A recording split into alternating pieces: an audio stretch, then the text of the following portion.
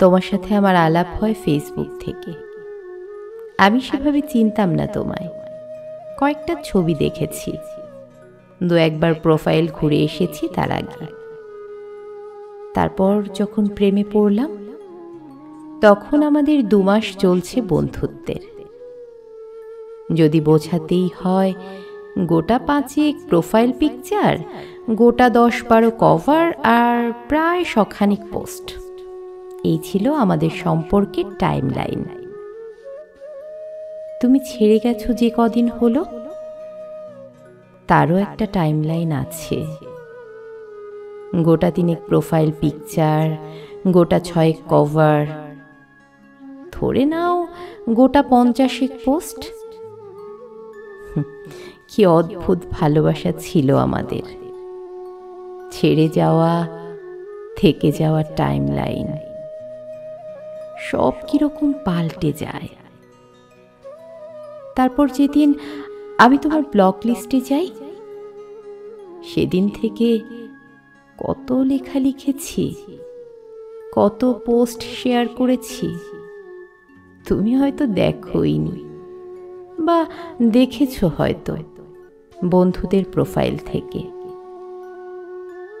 আচ্ছা, কখনো ভেবে দেখেছো একসময় কত পরিচিত ছিলাম আমরা, আর এখন আমরা চিনি না একে অপরকে? এই সুবিধাটা ফেসবুক আমাদের দিল। যাকে ভুলতে চাই জোর করে, তার অনিচ্ছায় তাকে তুমি তোমার চোখের সামনে থেকে সরিয়ে দিতে পারো, ব্লক করে দিতে পারো। তারপর আরো কত পোস্ট করতে থাকি আমরা। টাইমের সাথে সাথে টাইম লাইন পাল্টে যায়। কিন্তু ভেবে দেখেছো কি, এক সময় তুমি যাকে চাইলে নির্দ্বিধায়, তাকে এমন পর্যায়ে ঠেলে দিলে আর কোনোদিন কথা হবে না। একটা বয়স পার করার পর যখন মনে পড়বে, পারবে খুঁজতে, পারবে আনব্লক করতে। যখন লগ ইন বা লগ আউট করার ক্ষমতা, সামর্থ্য আর থাকবে না। একটা বয়স মনে করার পর মনে থাকবে আনব্লক করার কথা।